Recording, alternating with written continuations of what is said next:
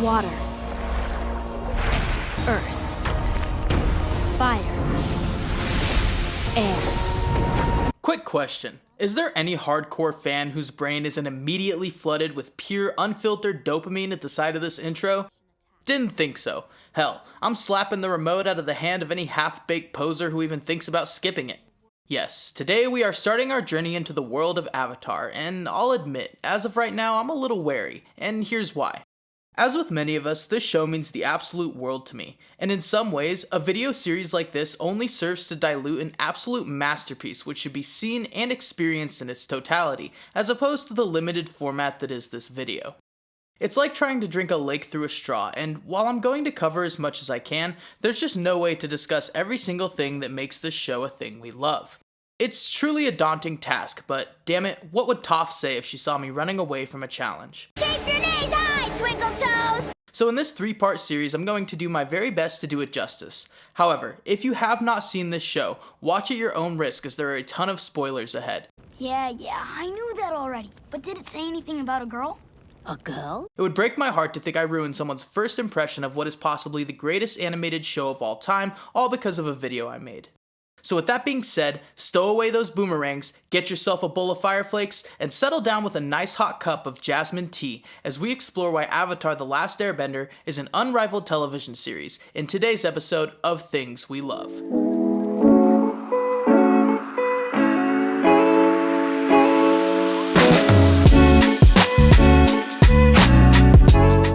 I'll admit, I would have rather gone on a date with Azula than narrow down a specific number of aspects that make this show a thing we love. Honestly, I could have slapped the word everything over a picture of Appa and that would have summed it up pretty nicely. So instead of a long convoluted video that futilely attempts to cram every single detail in, I've decided to create 3 separate videos, each breaking down what I consider to be the most memorable things about the series, the things that make it stand out, the things we... yeah, okay, I get it. We'll do a video for world building, one for the characters, and one for the writing. We'll cover a brief synopsis and then dive into the main topic for this video, the world building of Avatar. We are introduced to the series by Katara, who narrates our intro and provides some background to the story. 100 years have passed, and the Fire Nation is nearing victory in the war. 2 years ago, my father and the men of my tribe journeyed to the Earth Kingdom to help fight against the Fire Nation, leaving me and my brother to look after our tribe. Some people believe that the Avatar was never reborn into the air nomads and that the cycle is broken. But I haven't lost hope. I still believe that somehow, the Avatar will return to save the world. We then meet Katara, an inexperienced waterbender, and her older brother Sokka, an aspiring warrior of the Southern Water Tribe. While on a fishing trip, they accidentally uncover a giant and mysterious-looking iceberg and end up reviving our main character Aang and his sky bison Appa, who had been suspended in the iceberg for roughly 100 years. Aang is revealed to be the Avatar and last living airbender, and after he learns of the war with the Fire Nation, the trio journey around the world in search of bending masters who can teach Aang to master all of the elements so that he can defeat the enigmatic Fire Lord Ozai and restore balance to the world. The story also follows Zuko, banished prince of the Fire Nation, as well as his uncle Iroh, a tea-loving, wisdom-spouting, retired Fire Nation general who serves as Zuko's mentor and guide, in more ways than one, but more on that later. Zuko's initial goal is to capture the Avatar and restore his honor. My honor. Honor. There's no honor for me without the Avatar. I must find the Avatar to restore my honor. My honor. With honor. However, throughout the show, we see Zuko undergo a transformation in what is one of the single greatest displays of character development, possibly of all time. Yeah, in a children's television show. Anyways, the series is told in 3 parts titled Books, Book 1 being Water, Book 2 Earth, and Book 3 Fire. And throughout the show, Aang and the gang travel throughout the land to different nations and cities, improving their bending, making friends, fighting foes, and ultimately learning about themselves along the way. So let's get into today's subject, which is world building. Avatar's ability to draw you into its unique world is damn near unparalleled, and the show does this in a multitude of ways, but let's start with the obvious. Bending. There are 4 bendable elements: water, earth, fire, and air, and we get to experience all of them in full effect. To preview this section, let's give it up to the man nearest and dearest to our hearts, Uncle Iroh. Fire is the element of power. The people of the Fire Nation have desire and will, and the energy and drive to achieve what they want. Earth is the element of substance. The people of the Earth Kingdom are diverse and strong. They are persistent and enduring. Air is the element of freedom. The air nomads detached themselves from worldly concerns and found peace and freedom. Also, they apparently had pretty good senses of humor. Water is the element of change. The people of the Water Tribe are capable of adapting to many things. They have a deep sense of community and love that holds them together through anything. Why are you telling me these things? Aside from being a great breakdown of the nations and the elements, Iroh draws attention to one of bending's greatest strengths, particularly as it relates to world building, and that's its ability to create and build characters around the characteristics of the elements they bend. We see this very clearly reflected in our main cast. Aang having the carefree, gentle spirit of an airbender, Katara, a waterbender, being a great peacekeeper and healer, Toph, tough as nails and stubborn and hardened as the earth she bends, and Zuko, a firebender, full of rage and fury, sometimes brooding and subtle as the smoldering flames in a dying fire. We'll address this more during our character videos, however, I felt it was important to acknowledge since we're discussing bending's overall relationship to the world itself. Moving on, let's get more into bending. Elemental powers are nothing new. In fact, they appear in mythos and fictional works worldwide. However, what separates the magic system in Avatar from the rest of the pack is the sheer amount of effort and detail that went into transforming what could have been just run-of-the-mill telekinetic powers into an art form with actual depth. Speaking of art form, each of the bending styles is actually based on a form of martial art. Tai Chi for waterbending, noted for its smooth and fluid movement. Hung Gar for earthbending, which draws its powers from its strong stances, rooting one down to the earth. Powerful striking movements like punches and kicks can be seen from the firebenders throughout the show, with firebending techniques being based around northern Shaolin Kung Fu. And for airbending we have Ba Gua Zhang, a Chinese martial art primarily focused on circular motions or turning the circle, which of course naturally aligns with what we would expect from an airbender. These aren't just random techniques slapped on for effect either. In Season 2's Bitter Work, Toph offers an explanation as to why Aang struggles with learning earthbending, pointing out that the two bending styles are fundamental opposites both philosophically and practically. What if I came at the boulder from a different angle? No, that's the problem. You've got to stop thinking like an airbender. There's no different angle, no clever solution, no trickety trick that's gonna move that rock. You've got to face it head on. And when I say head on, I mean like this. Details like these lend authenticity to the idea of bending, that it's more than just moving earth or creating fire. These are techniques that require training, discipline, and finesse, not to mention an understanding of the nature of the element one is bending. Not just anyone can pick up and master the elements, not even the Avatar. I don't normally play this card, but I'm the Avatar. And this is effectively showcased in Season 1's The Deserter. Here, Aang tries to learn firebending from a master, but instead of respecting the fact that firebending requires discipline and self-control, his main focus is just to start learning how to blast fire from his fists, and I can't totally blame him if I'm being honest. Failing to fully grasp the responsibility that comes with bending fire, he ultimately underestimates its inherent dangers and accidentally burns Katara. This is one of many examples of the show's ability to call some of the ethical aspects of bending into question, further grounding the magic into a more believable reality. This will be a recurring sentiment throughout this series, but the sheer amount of effort that went into the consideration of bending is beyond impressive. They present bending as this great and powerful tool, but they made sure to emphasize that with it comes a great deal of responsibility on behalf of the wielder, allowing for a number of teachable moments about actions and consequences, commitment, self-control, respect, and hard work throughout the show. And I'm all for that. But let's be honest, at its core, bending is magical martial arts, and in this case, synonymous with badass. Someone needs to explain to me how a show whose primary demographic is children managed to create better action sequences than 90% of Hollywood's dime-a-dozen summer blockbuster action flicks. Considering the fact that they couldn't get too over the top with the violence, they still managed to make every fight enthralling, drawing the viewer in with beautiful displays of elemental battle, each scene reiterating the genius of combining bending with real-world martial arts. Being the main source of magical powers for our gang, sorry Sokka, hey! We see a lot of battles centered around bending, yet bending is an amazing tool outside of combat. Season 2's The Drill is a pointed example of how multifaceted bending is. The gang strategizes on how best to destroy a Fire Nation drill attempting to break through the outer walls of Ba Sing Se, and some creative uses of bending stem from that plan and are frequently shown throughout the episode. They use water bending to slice through the braces that hold the drill together, a combination of water and earth bending to plug up the water system and create pressure in the drill, and Aang, using a combination of air and earth bending, delivers the final blow to destroy it. Oh, and we get to see an epic battle between Aang and Azula. The Drill is the second half of a two-part episode titled Secret of the Fire Nation, and it represents a lot of what we love about the show, so you can bet that this won't be the last time we talk about it. As viewers, we would have just accepted the fact that bending exists. We wouldn't have even questioned how it came to be or what its origins are just because of how awesome it is.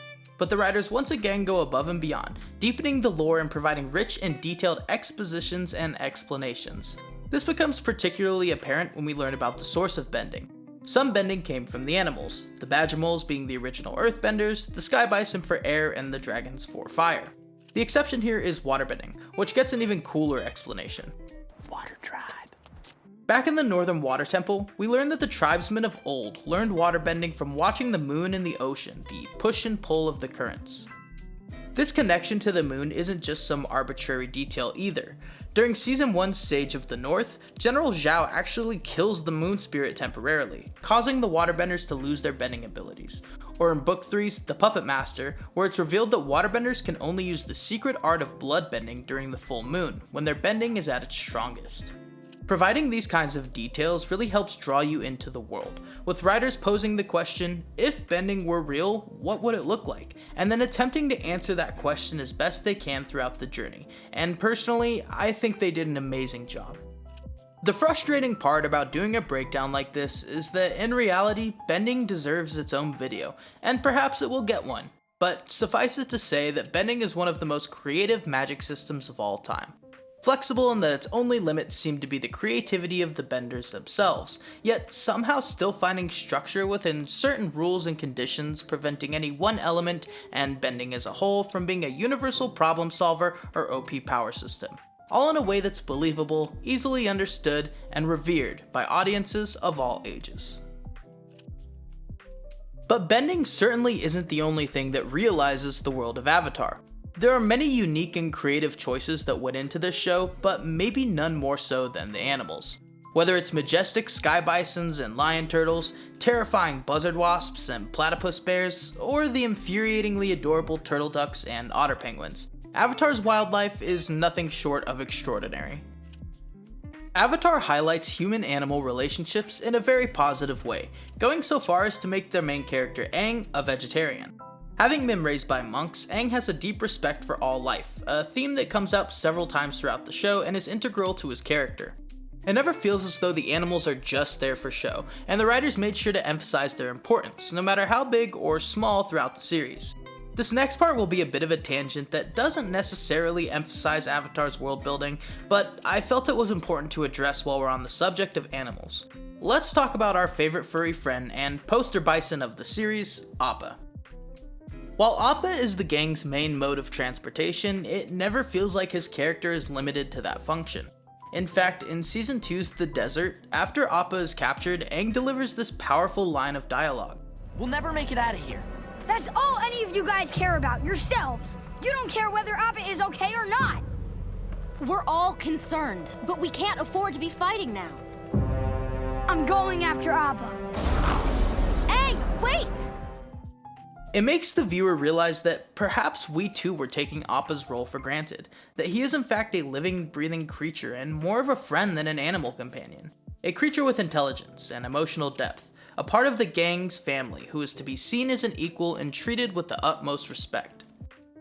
The writers doubled down on this notion with what is one of the saddest episodes in the series, Appa's Lost Days, an episode showcasing the trials and tribulations Appa experienced while separated from the gang. In this episode, every one of Appa's hardships is felt, from the sense of loss and loneliness, I guess this means we'll always be together.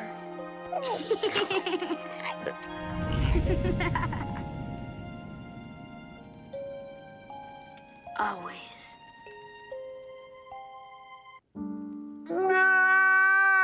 To the abuse he suffered at the hands of the circus leader. The episode manages to explore trauma, betrayal, trust, and empathy in a way that is both constructive and authentic. The show's willingness to explore those darker sides of life is something not limited to any one episode or arc, and is a theme we will continue to explore throughout this series. The critters of Avatar have a number of roles in the show, outside of showcasing the creativity of the illustrators. As mentioned previously, some of the animals are themselves benders, notably the dragons, sky bison, and badgermoles. Others are more companion-esque, such as Momo, a lemur bat hybrid who accompanies Aang and the gang throughout their adventures. Some play extremely pivotal roles, such as the lion turtle, who grants Aang the power to take away Fire Lord Ozai's bending.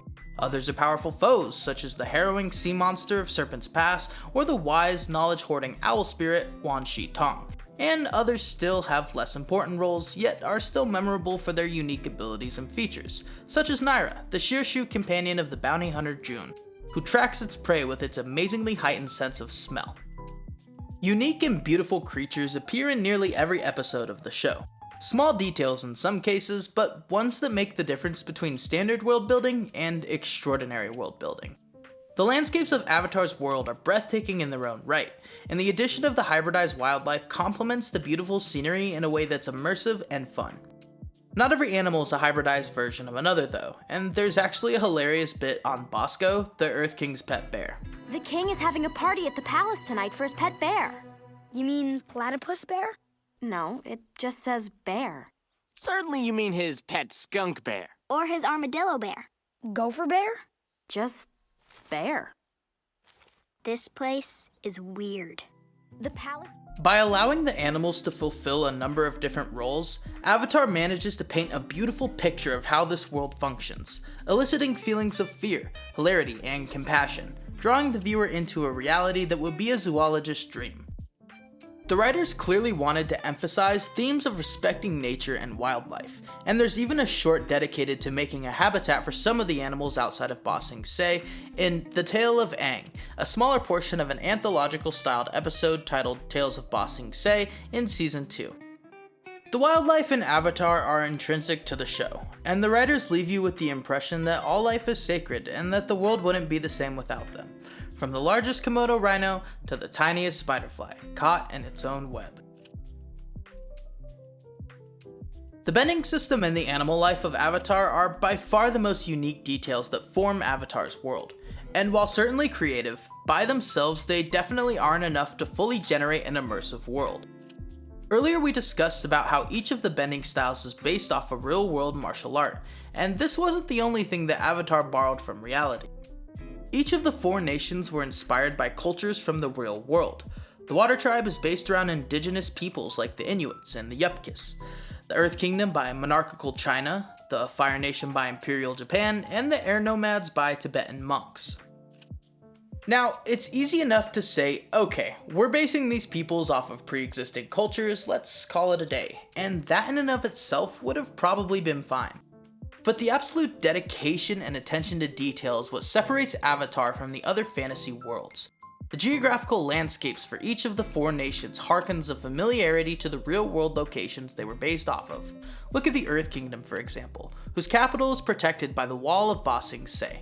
Whether consciously or unconsciously, the viewer immediately draws parallels to the Great Wall of China, or how the Fire Nation is a series of islands, with the largest housing the Fire Nation capital. The mannerisms, the lifestyles, and even the clothing is all accurately represented and depicted within each nation. And following Team Avatar on their journey throughout these nations truly feels like a world tour. This is the genius of Avatar's world building, combining fantasy ideas like elemental manipulation and hybridized creatures, and placing them in a realm that mimics real-life cultures and people. Good world building creates a sense of relatability and immersion, and there is a fine balance to be found when constructing a world such as Avatar's. Here, this is for you. Why would I want that? I saw it and I thought it was pretty. Don't girls like stuff like this? Maybe stupid girls. too similar to reality, and we lose the sense of wonder and creativity that ultimately makes the world fascinating. By contrast, if the world is too alien, we lose the relatability, creating a disconnect between the viewers and the characters and story. Avatar's ability to find that sweet spot allows for full immersion. We become invested in every city, every character, and every interaction alongside Team Avatar on their journey to defeat the Fire Lord. The word of the day here is balance, because Avatar finds it in nearly every aspect of its being, especially within its world building. When we look at bending, we are not overwhelmed by a sense of unlimited power. Plenty of training montages, pitfalls, and struggles suggest that bending is a skill, one that requires practice and hard work. There are plenty of times when being a bender, even a powerful bender, is simply not enough, and our characters are forced to use their ingenuity and instincts to solve their problems. This balance allows bending to contribute to building the world and narrative rather than become the subject of it. Similar balance can be found within the wildlife. Not every animal serves a higher purpose in the show's overall story, nor do they need to, but there is enough involvement and mysticism surrounding much of the creatures to allow for a deeper sense of immersion in Avatar's fun and beautiful world. Appa might objectively contribute to the gang's well-being more so than Momo, yet it never feels like either character is better or worse than the other. We love them both for different reasons, and Team Avatar wouldn't be the same without either of them. And finally, when we look at the influences in real-life cultures upon Avatar's world, once again, there is a balance. Instead of leaning on pre-existing cultures, using them as a crutch and copy-pasting directly from reality, they more so serve as relatable foundations for creativity. Real world building blocks that allow for unique cultures, people, and history to be built from them and contribute to the generation of a world that feels both relatable and unique. Sadly, I feel as though nothing I say in this series will ever be enough to convey what an unrivaled masterpiece this show is, and on some level, I'm very right to feel that way. But I'm willing to bring acceptance to that fact, because one of Avatar's most wonderful qualities is the infinite questions, discussions, and examinations that stem from the show, and will continue to do so for many years to come. That being said, if you feel as though something was missing from this video, let us know down in the comment section, and while you're down there, don't forget to like and subscribe. Thank you so much for watching. I'm Bobby Carson, and we'll see you again in part 2 of this series on Things We Love. Yeah, I forget the next couple lines, but then it goes, secret tunnel, through the mountains, secret tunnel.